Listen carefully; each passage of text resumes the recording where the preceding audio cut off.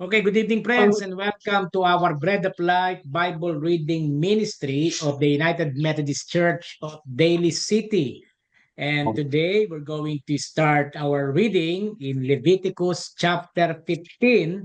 And before anything else, again, we would like to request our church lay leader as well as our Sunday school teacher, Kuya Bernie Gayagoy, whom celebrating their wedding anniversary, their 47th wedding anniversary, especially in the Philippines now, but tomorrow here in America. So, happy anniversary to our beloved brother, Kuya Bernie, and Ate Benilda Gayagoy. Yeah, Thank you anniversary po. po, Yeah. Pastor. So, with that, Kuya Bernie, kindly lead us in our opening prayer po. Thank you so much. Almighty and loving God, we are grateful, joyful, and blessed for your words that serve as our lamp that lights up any darkness in our lives and guides us in our path towards godliness and righteousness. Help us, Lord, to be grateful for the many blessings and gifts we receive and use them for the common good, as Paul taught us in 1 Corinthians 12, verse 7. Yes. We ask and pray in Jesus' mighty name. Amen. Amen. Thank you po. Thank you so much. So again, now we would like to ask our Ate Benilda, our council chairperson, to lead us in reading chapter 15 of the book of Leviticus po. Thank you po. Opo, Pastor. Thank you. The Lord said to Moses and Aaron, "Give the following instructions to the people of Israel. Any man who has a bodily discharge or is ceremonially unclean." Verse 3. This defilement is caused by his discharge, whether the discharge continues to or stops. It's in either case the man is unclean. Any bed on which the man with the discharge lies and anything on which he sits will be ceremonially unclean. Fifth, so if you touch the man's bed, you must wash your clothes and bathe yourself in water, and you will remain unclean until evening. If you sit where the man with the discharge has sat, you must wash your clothes and bathe yourself in water, and you will remain unclean until evening. If you touch the man with the discharge, you must wash your clothes and bathe yourself in water, and you will remain unclean until evening. 8. If the man spits on you, you must wash your clothes and bathe yourself in water, and you will remain unclean until evening. 9. Any saddle blanket on which the man rides will be ceremonially unclean. 10. If you touch anything that was under the man, you will be unclean until evening. You must wash your clothes and bathe yourself in water, and you will remain unclean until evening. 11. If the man touches you without first rinsing his hands, you must wash your clothes and bathe yourself in water, and you will remain unclean until evening. 12. Any clay pot that man touches must be broken, and any wooden utensils he touches must be rinsed with water. 13. When the man with the discharge is healed, he must count off 7 days for the period of purification. Then he must wash his clothes and bathe himself in water, in fresh water, and he will be ceremonially clean. 14. On the 8th day, he must get 2 turtle doves or 2 young pigeons and come before the Lord at the entrance of the tabernacle and give his offerings to the priest. The priest will offer 1 bird for a sin offering and the other for a burnt offering. Through this process, The priest will purify the man before the Lord for his discharge. 16. Whenever a man has an emission of semen, he must bathe his entire body in water, and he must remain ceremonially unclean until the next evening. 17. Any clothing or leather with semen on it must be washed in water, and it will remain unclean until evening. 18. And after a man and a woman have sexual intercourse, they must each bathe in water, and they will remain unclean until the next evening. 19. Whenever a woman has her menstrual period, she will be ceremonially unclean for 7 days. Anyone who touches her during that time will be unclean until evening. 20. Anything on which the woman lies or sits during the time of her period will be unclean. 21. If any of you touch her bed, you must wash your clothes and bathe yourself in water and joy, and you will remain unclean until evening. 22. If you have touched any object she has sat on, you must wash your clothes and bathe yourself in water, and you will remain unclean until evening. 23. This includes her bed or any other object she has sat on. You will be unclean until evening if you touch it. 24. If a man has sexual intercourse with her and her blood touches him, her menstrual impurity will be transmitted to him. He will remain unclean for 7 days, and any bed on which he lies will be unclean. 25. If a woman has a flow of blood for many days that is unrelated to her menstrual period, or if the blood continues beyond the normal period, she is ceremonially unclean, as during her menstrual period, the woman will be unclean as long as the discharge continues. 26. Any bed she lies on and any object she sits on during that time will be unclean, just as during her normal menstrual period. If any of you touch these things, you will be ceremonially unclean. You must wash your clothes and bathe yourself in water, and you will remain unclean until evening. 28. When a woman's bleeding stops, she must count off 7 days, then she will be ceremonially clean. 29. On the 8th day, she must bring 2 turtle doves or 2 pigeons and present them to the priest at the entrance of the tabernacle. The priest will offer one for a sin offering and the other for a burnt offering. Through this process, the priest will purify her before the Lord for the ceremonial impurity caused by her bleeding. 31. This is how you will guard the people of Israel from ceremonial uncleanliness. Otherwise, they would die, for their impurity would defile my tabernacle that stands among them. 32. These are the instructions for dealing with anyone who has a bodily discharge, a man who is unclean because of an emission of semen. 33. Or a woman during her menstrual period. It applies to any man or woman who has a bodily discharge and to a man who has sexual intercourse with a woman who is ceremonially unclean. Amen. Amen. Thank you po. Ate Paz, good evening. Good evening. We are now in Leviticus chapter 16. Ano po? Kuya Bernie, kindly continue reading Leviticus chapter 16. Thank you po.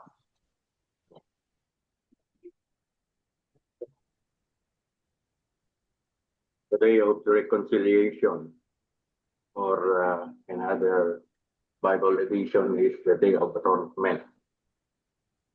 After the death of Aaron's two sons, which happened when they approached the Lord and died, the Lord spoke to Moses, "Tell your brother Aaron that he cannot come whenever he wants into the holy area, inside the inner curtain, to the front of the cover, that is on the chest, or else he will die, because I am present in the cloud above the cover.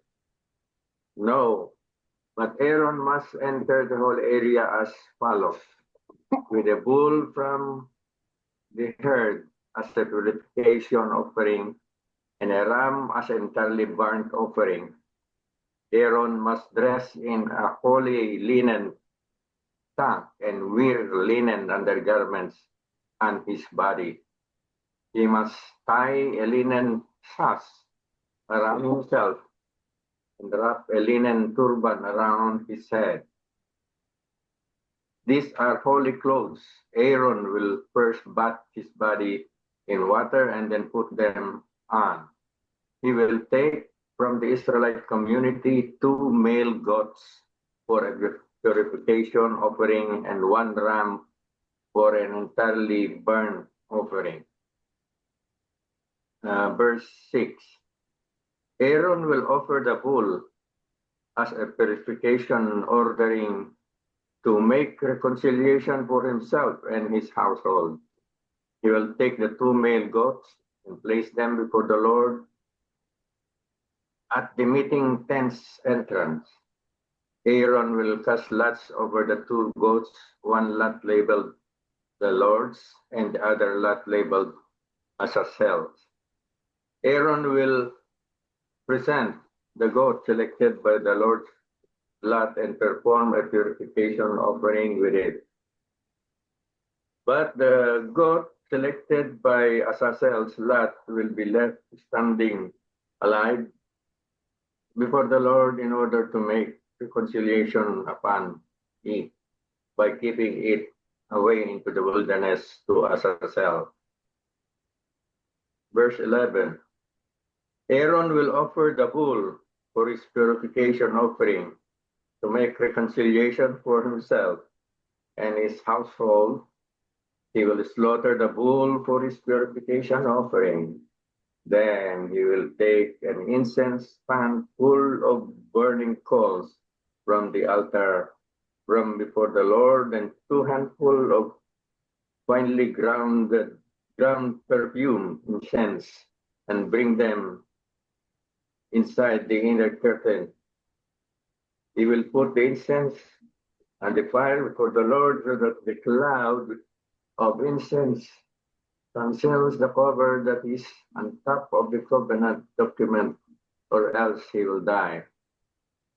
He will take some of the bull's blood and sprinkle it with his finger on the cover from the east side. He will then sprinkle some of the blood with his finger 7 times in front of the cover. Then he will slaughter the goat for the people's purification offering. Bring the blood inside the inner curtain and do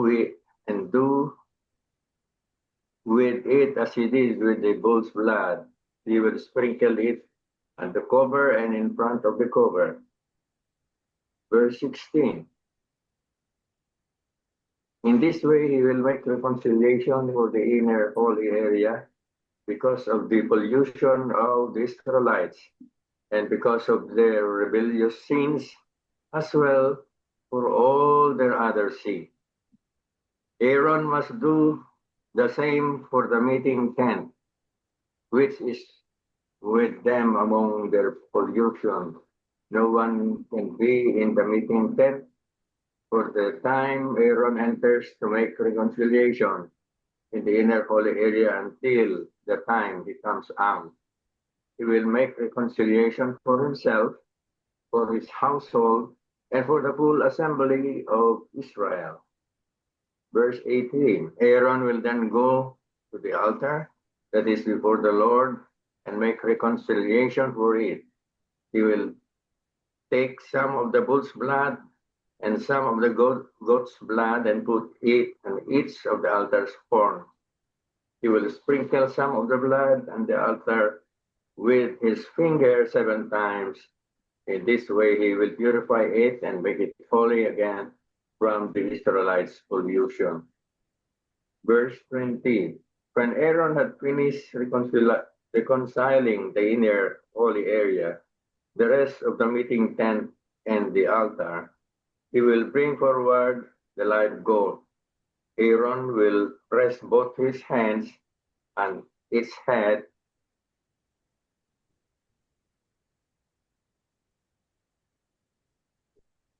and confess over it all the Israelites' offenses and all the rebellious sins, as well as all the other sins, putting all this in the goat's head. Then he will send it away into the wilderness with someone designated for the job. The goat will carry on itself all the offenses to a desolate region when the goat will be released into the wild. After this, Aaron will enter the meeting tent, take off the linen clothes he was wearing when he entered the inner holy area, and will leave them there. Verse 24. He will bathe his body in water in a holy place and dress in his priestly clothing. Then he will go out and perform the entirely burnt offering for himself and for the people. In this way, he will make reconciliation for himself and for the people. Verse 25, he will completely burn the fat of the purification offering on the altar. The one who set the goat free from Azazel must wash their clothes and bathe their body in water after they can return to the camp. The bull and the goat for the purification offerings, whose blood was brought in to make reconciliation in the other inner holy area, will be taken outside the camp. Their hides, flesh, and dung will be burned with fire. The person who burns them must wash their clothes and bathe their body in water after they can return to the camp. This will be a permanent rule for you. On the 10th day of the 7th month, on the 10th day of the 7th month, you must deny yourselves. You must not do any work, neither the citizen nor the immigrant who lives among you. On the day of that day, reconciliation will be made for you in order to cleanse you. You will be clean before the Lord from all your sins. It will be a Sabbath of special rest for you, and you will deny yourself. That is the permanent rule. Conclusion concerning the day of reconciliation, verse 32. The priest who is anointed and ordained to serve as priest after his father will perform the reconciliation wearing the holy linen cloth. He will reconcile the holiest part of the sanctuary and will do the same for the meeting tent and the altar. He will make reconciliation for the priest and for all the people of the assembly. This will be a permanent rule for you in order to make reconciliation for the Israelites from all their sins once a year. It was done just as the Lord commanded Moses. Amen. Amen. Amen. Thank you po kay Vernie. Ate Paz, kayo muna po. Chapter 17 of the book of Leviticus. Thank you po. Okay. And the Lord spoke to Moses, saying, Speak to Aaron, to his sons, and to all the children of Israel, and say to them, This is the thing which the Lord has commanded, saying, Whatever man of the house of Israel kills an ox or lamb or goat in the camp, or who kills it outside the camp, and does not bring it to the door of the tabernacle of meeting to offer an offering to the Lord before the tabernacle of the Lord, the guilt of bloodshed shall be imputed to that man. He has shed blood, and that man shall be cut off from among his people, to the end that the children of Israel may bring their sacrifices which they offer in the open field, that they may bring them to the Lord at the door of the tabernacle of meeting, to the priest, and offer them as peace offerings to the Lord. And the priest shall sprinkle the blood on the altar of the Lord at the door of the tabernacle of meeting, and burn the fat for a sweet aroma to the Lord. They shall no more offer their sacrifices to demons, after whom they have played the harlot. This shall be a statute forever for them throughout their generations. Also you shall say to them, whatever man of the house of Israel or of the strangers who dwell among you, who offers a burnt offering or sacrifice, and does not bring it to the door of the tabernacle of meeting to offer to the Lord, that man shall be cut off from among his people. And whatever man of the house of Israel or the strangers who dwell among you who eats any blood, I will set my face against that person who eats blood, and will cut him off from among his people. For the life of the flesh is in the blood, and I have given it to you upon the altar to make atonement for your souls. For it is the blood that makes atonement for the soul. 12. Therefore I said to the children of Israel, no one among you shall eat blood, nor shall any stranger who dwells among you eat blood. Whatever man of the children of Israel or of the strangers who dwell among you, who hunts and catches any animal or bird that may be eaten, he shall pour out its blood and cover it with dust. For it is the life of all flesh. Its blood sustains its life.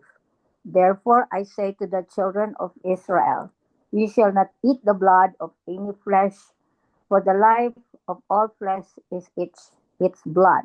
Whoever eats it shall be cut off.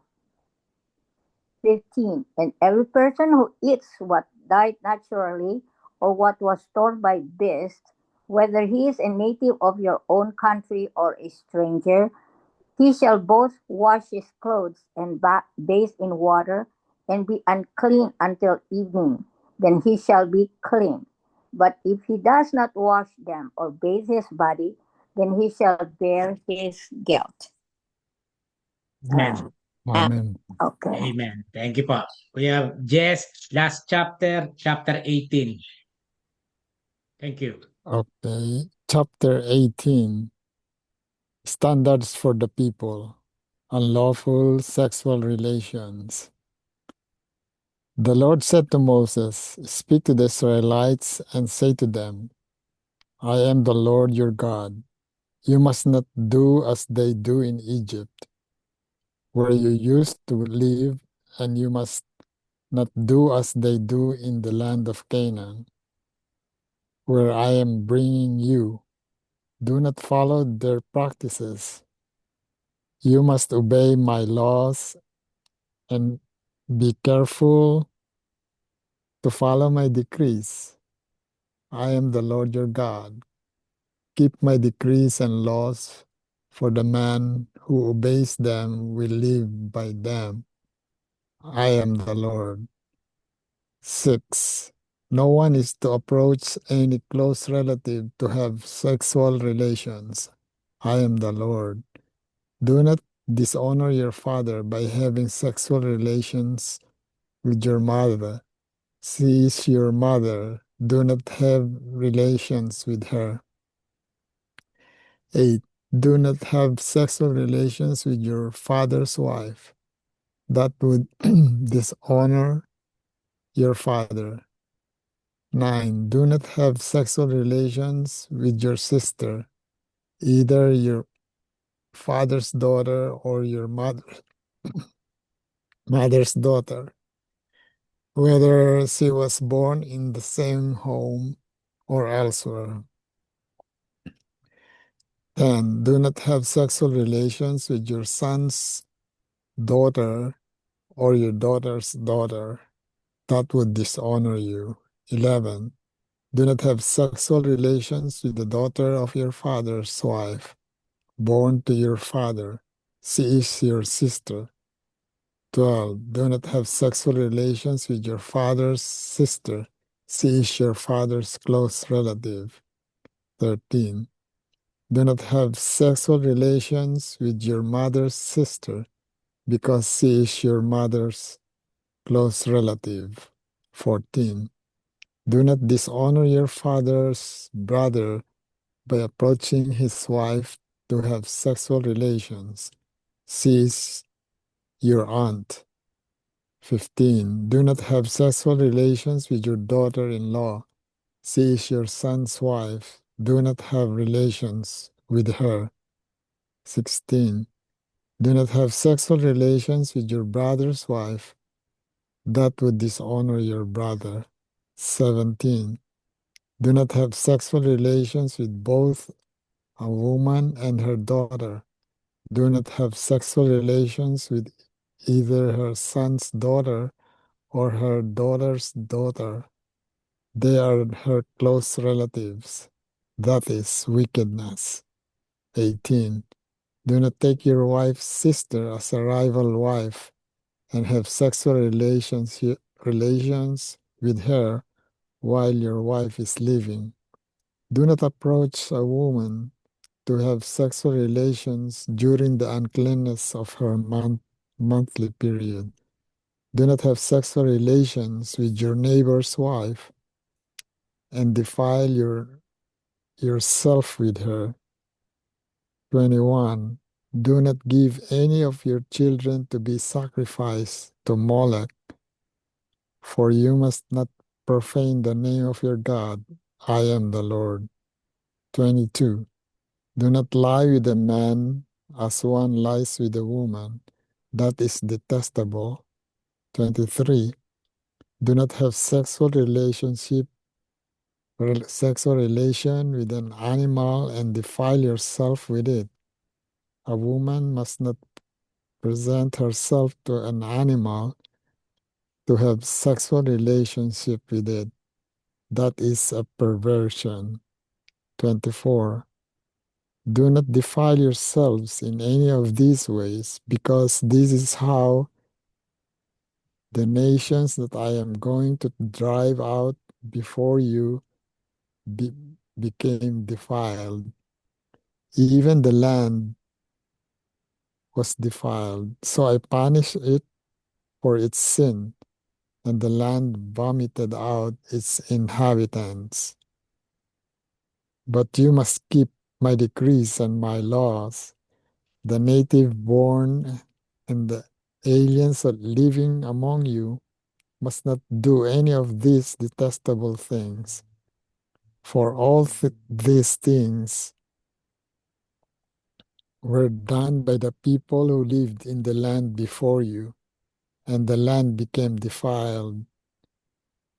And if you defile the land, it will vomit you out of as it vomited out the nations that were before you. 29. Everyone who does any of these detestable things, such persons must be cut off from their people.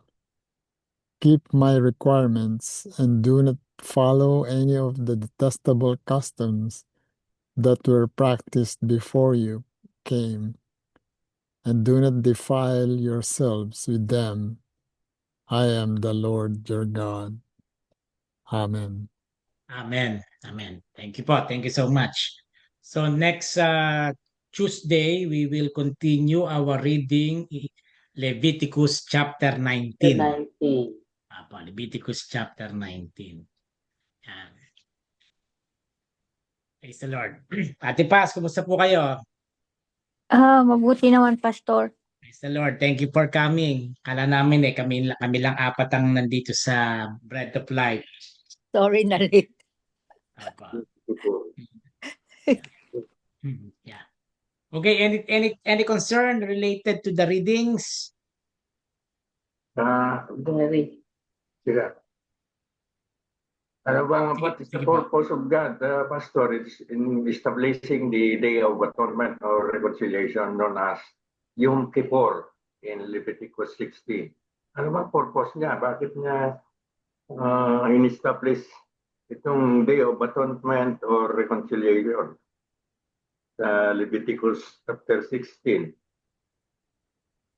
Siguro po, ito even ay- sige po. Ito ay nabilang sa Mosaic Law, di ba? Say. Opo, Mosaic Law. Opo, no. Law Well, of again Moses. po, in general po, no, in general, no, we all learned that the Israelites are the chosen people. People. Yeah. Ano po, no. During this time po, papasok sila sa promised land eh. Ang kausap po dyan ng Diyos ay si Moses. Moses. Okay po, no? So lahat po ng mga do's and don'ts ay preparation ng Diyos sa chosen people na papasok sa tinatawag na promised land. Ano po, para bang kumbaga sa ayokong may bahid kayong karumihan, ano po. Kasi po, if we will study the Old Testament, no, makikita natin na all things, no, na binabanggit sa salitang don'ts, no po, no? Don't, no? Yan po ang kasalanan ng mga tao doon sa Sodom and Gomorrah na tinupok ng Diyos sa sobrang karumihan. Especially itong binasang chapter 18. Napansin niyo po ba? Sobrang karumal-dumal yung mga don'ts, no? At sa ating context ngayon, yung pong ating natawag na problema ngayon sa United Methodist, no po, hindi ko na babanggitin yan at may iba pa kaibang may makapakinig, ma-misinterpret pa, no? Yeah. Doon sa verse 22 po na binasa kanina ng Kuya Jesse, babasahin ko lang po, do not have sexual relations with a man as one does with a woman. Ano po, so naiintindihan yung maibig sabihin, no? Sabi doon that is detestable. No? So even sa Old Testament, pag-uusapan na yon, no? So maliwanag dito na yung pong Book of Leviticus from chapter 1 up to the last chapter, no? Yan po ay ang context niyan, piniprepare ng Diyos yung mga pinili niyang tao na papasok sa tinatawag na promised land. Chosen nation nga sila, chosen nation, no? Kaya again, ang context po niyan ay it's all about ceremonial tsaka yung mga rituals. Yan, opo. Yung po yung batay sa aking pagre-research kanina nung bago tayo magsimula na bakit nga ba napakaraming bawal, ultimong yung dugo, ultimong yung, pero makikita natin ang common denominator pagdating ng New Testament, yung sacrificial lamb ay walang iba kundi ang ating Panginoong Kristo. Di ba, no? Siya yung huling nagbuwis ng dugo. Before, yung dugo ino-offer, pinangwiwisik. Ngayon, iba na, yung mismong anak ng Diyos na nagkatawang tao, siya ang nagsakripisyo ng sarili niyang dugo. Yan. Thank you. Unless meron pa po kayong gustong idagdag na based from in your research. Yan. Yung sa akin ng mga pastor, hindi basa. Bakit ho doves o pigeons ang ginagamit na bird para sa sacrifice? And for your information, kasi sa Pilipinas, nung meron ho kami ng rice mill, tapos yung father ko nag-build ng bahay ng kalapate dun sa beside the rice mill. Kasi yung ipa na byproduct nung milling, kinakain ng mga kalapate yung mga yung mga, but anyway, sinabi ko sa akin ng parents ko na kung yung itlog ng kalapate ay hinawakan mo o Ayaw na niyang upuan. ano na ho, ano yun? It's hahayaan na ng kalapate na ano yun, na Hindi na niya mabog. lilimliman. Opo, Oh, Pastor, hindi na niya mm, uupuan. Opo. Tsaka Di, yung, kahit yung sa manok, parang ganun din yung pati sa manok eh. Oo. Pag may gumalaw, hindi na Ayun. niya upuan. Yeah. Opo. hindi, I think sa manok ko kasi tatanda ko ho, yung father ko ho, iniikot pa yung ano ng manok yung itlog ng manok. Mm. Mm. Pero yung sa kalapate ho, basta na sense ng kalapate na somebody touch it or something like that. Hindi na niya ano yun, hayaan na niyang mamatay yun. Or kung yung maliit na kalapate o yung may nakahawak or something like that. Hindi na tutulungan o hindi na bubuhayin nung Ina. magulang nung ina nung kalapate. I think it's telling us that the purity of the dove. Kaya yun ang sa akin lang opinion na kaya siguro yun ang ginagamit na the dove or the bird na for sacrificial during those Opo. time. Siguro, just to add, Kuya Jess, no? According to a research, no, doves and pigeons were used because of the following. They were affordable substitute for larger animals. Oh, okay. Number one yun, for practical use, no? Pangalawa, they were accessible. Mas madali. Opo, mas marami. Marami. Also, they symbolize purity and innocence. Sabi nyo nga kanina, no? Symbolize purity and innocence. And last but not the least, they demonstrated God's fairness and compassion in worship. Kaya yun ang ginagamit noong unang panahon, no. Makikita natin, no. Ngayon yung hinawakan o whatever yung itlog o ng pigeon hindi ko maipapaliwanag yun. Hindi, Bakit? At hindi, hindi na nililimliman yung mga ganon. Scientifically, yeah. hindi natin alam bakit no? Bakit kaya yun yan, pwedeng tama yun, no? Symbolically, no? Yung Parang purity, parang bang ano ba tawag doon yung sa Tagalog parang napanis na sa kanin, parang napanis na, hindi na siya ano. yeah. But anyway, pumasok lang ako sa isip ko yun na It's okay po. Very good yun. Very good. No? Ako nga, again, sabi ko nga sa inyo, while we are reading the book, no? Kahit na ilang beses nating nabasa very, very interesting no? Parang nakakagulat na, parang nabasa mo na, pero after nating basahin uli, there are things that babalik. are very interested to talk about. Yan, opo, no? Anything else po before we go to our prayer time? Siguro maganda tanong nga sila Ate Benilda. Ate Benilda, ano bang inyong anniversary wish? At least yung mga nakakapanood sa atin, makikita ang celebration natin 47 years. Praise the Lord. Kami magto-25 pa lang sa June. Kalahati. Malayo-layo pang lakbayan. No? Ano bang inyong anniversary prayer wish?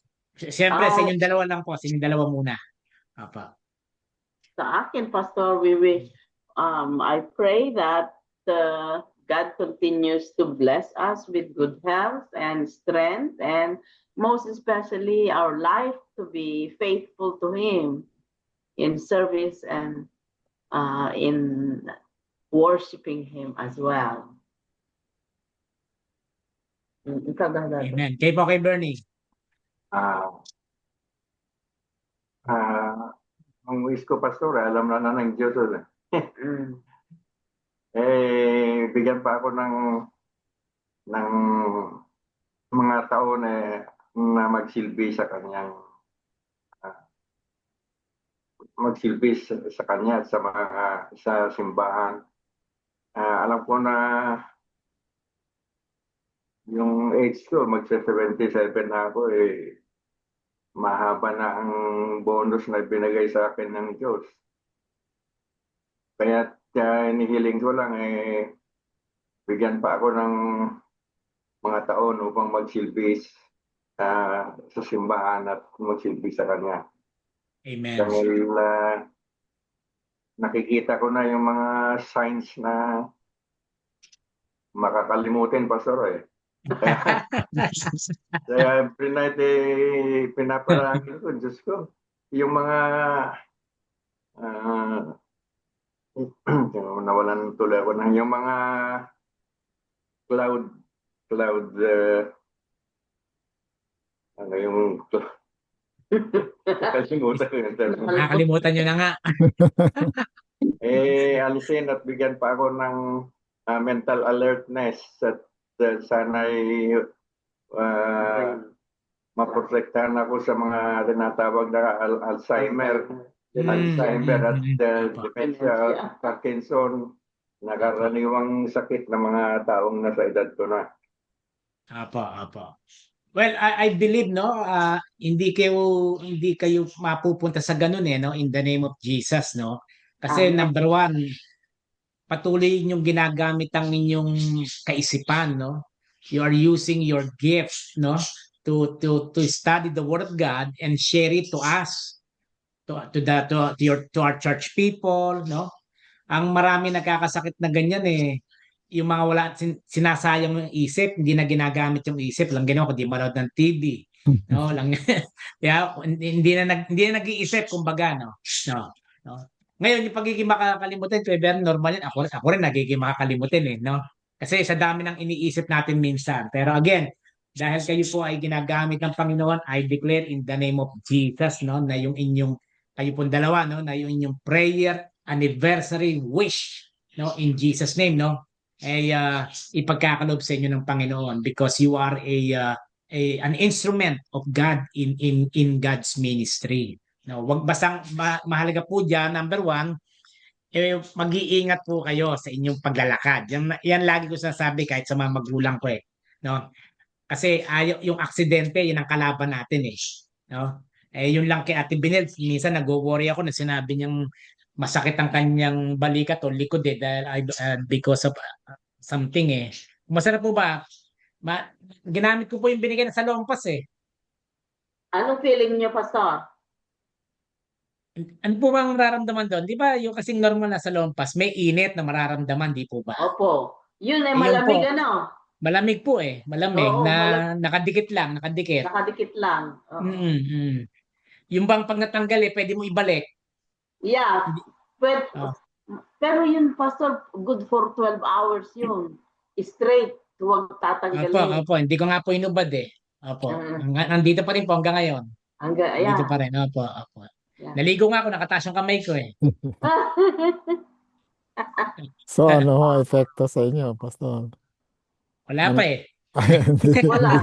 Parang wala Pinakita- nga Kasi, ayun na, sakit to. Hindi ko mailigo Pero minsan kasi, baka nasa process pa. Kaya hindi ko tinatanggal din No. But anyway, praise be to God po. And again, happy anniversary po sa inyo, no? Yan. Thank you. Thank you, Pastor. Meron po ba kayo? Si Kuya Albert po ay confirmed na na-discharge na po sa hospital na po. Kasi I told the Sister Hazel that I'm planning to visit him this afternoon. Ano po? Yun nga, yung text niya na pinorward ko po sa lahat. Naghihintay lang sila nung pinaka-final ng doktor. And then sabi sa akin, I'll keep you posted. Kung hindi, pupunta ako, no? So nung naka-ready na ako, tumawag uli sa akin na, Pastor, ready to discharge na po kami. So bukas po pupunta ako na lang siya sa bahay. Doon ako pupunta sa bahay nila, diyan po sa May Pacifica. Okay? Prayer request, mga kapatid. Atipas, any prayer request?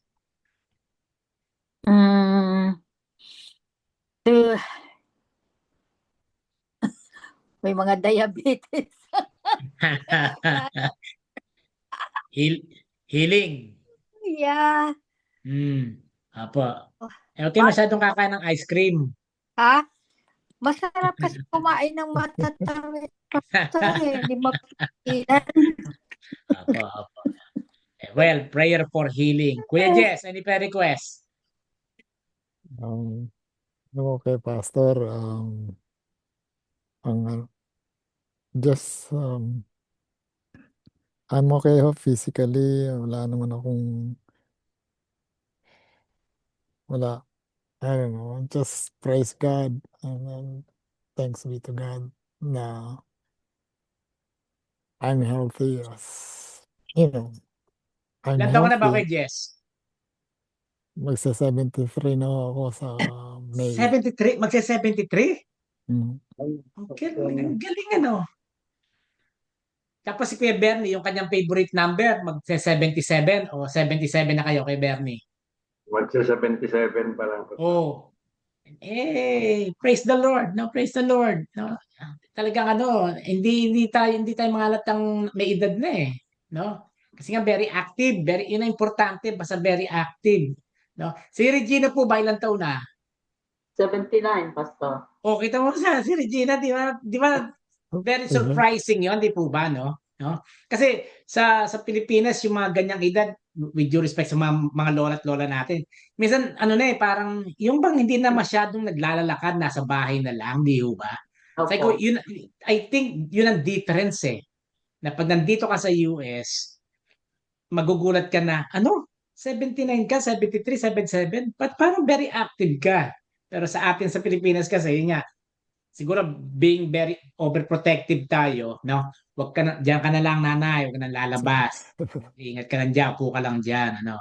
No. Ate Paz, ilang taon ka na before I pray? I'm 83. Oh my Wow. gosh, 83. Praise the Lord, ano? I'm 83. years old. In August I will be 84. 84, oh. Sino mo, nagkukrus ka pa, di ba? Yeah. Mm. Yeah. It's my prayer to God now to keep me strong and healthy. Mm. I can continue serving Him. Amen. Yeah. Yeah. Amen. So Thank that's all that I pray for. Praise the Lord. Yeah. Di ba si Tito Pilya nga, 93. Na po, Opo. 93. Ah. Siya naman, medyo ang prayer naman niya eh, medyo parang ano, kakaiba din, kakaiba. Hindi ko magets eh kung gusto pa niyang mahabang buhay o gusto na niya magpahinga eh. Nagbabalance kasi nga marami na rin siya nararamdaman. So sabi ko lang sa kanya eh, basta just hold on. Sabi ko, just hold on, no? Always give glory to God. Yan. So with that po, let us now go to our prayer time Oh, and let let me us back. say something, Pastor. Yes po, yes. Oh, in 2001, I had an accident, and Mm. you know, hindi ako makakilos, binibihisan ako, di ako makapunta sa bathroom ng Niblis, yung husband ko. But then in 2018, Yeah. went with a group that there is a healing priest that talagang nag-hold siya ng mass, Apo. healing mass. And I think he was an instrument, of God to heal me. Until now, wala na, hindi ko na nararamdaman yung mga sciatica or whatever pain from my accident. And so with my companion, she had cancer while we were traveling. I didn't know. And then got healed also. And her daughter, may bacteria sa utak. Yung hindi the bacteria is still there, but it's dormant. And she got healed also. Nasa DC siya, Washington DC, kasi ang USF said that the only people that can handle her brain problem was in Washington DC. So she was airlifted. After the prayer, kaming tatlo gumaling. Salamat. Amen, amen. Amen. Miracles. Yeah po. Yun nga po ang power ng prayer. Yeah. Full of faith. Yeah. Believing that there is power, no? In the name of Jesus. Ano po? Yan. So praise be to God. So with that po, let us now bow down our heads for the Lord. Hallelujah. Glory be to God in the highest. Blessed is He who comes in the name of the Lord. Hosanna, Hosanna in the highest. Lord, hear our prayers. Holy and righteous God, you are the Lord our God, and there is none like you. You have called your people in every generation to walk in your ways and not in the patterns of the world around us. We thank you for your word that teaches us what is good what is pure, and what leads to life.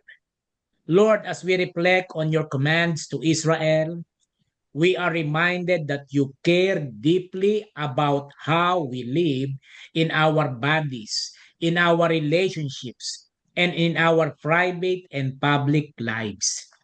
You call us, O God, to holiness because you are holy. Yet we confess that we often fall short. We are influenced by the culture around us. We compromise, oh God. We forget that we belong to you. Lord, hear our prayers. Have mercy on us, O God, in the name of Jesus. We thank you that you made a way for all people, rich and poor alike, to approach you through sacrifice. Thank you for your compassion that no one was excluded from worship because of poverty or weakness. And above all, we thank you for Jesus Christ, the perfect and final sacrifice who offered himself once for all for our sins. Father in heaven, in the name of Jesus, clean in us a clean heart, O God. Renew a right spirit within us. Help us to live as people set apart, not in pride, but in humility and gratitude.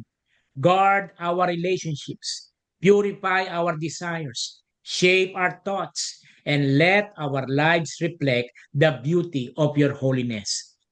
Much more, oh God, we are so thankful, oh God, for as we celebrate the 47th wedding anniversary of Kuya Bernie and Ate Benilda.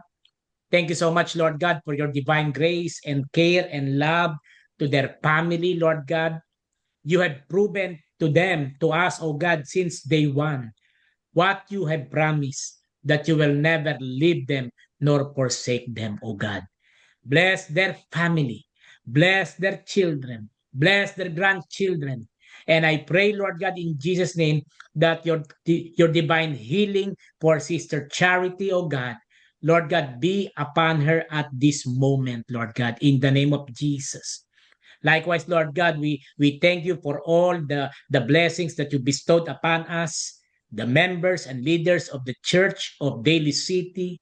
Lord God, as we come together, believing, Lord God, as you said, uh, ask in my name and it shall be given. Lord, we claim whatever our prayer request at this moment, Lord God. You are now opening the floodgates of heaven after we offer our bodies as a living sacrifice. Lord, we claim and we declare that truly you are a God, our Emmanuel. As we pray together the Lord's Prayer. Let us pray together. Our Our Father, Father, who art who in art in heaven, heaven, hallowed be hallowed thy be thy name. name. Thy Thy kingdom kingdom come, come, thy will thy be will be done done on on earth earth as it as it is in is in heaven. heaven.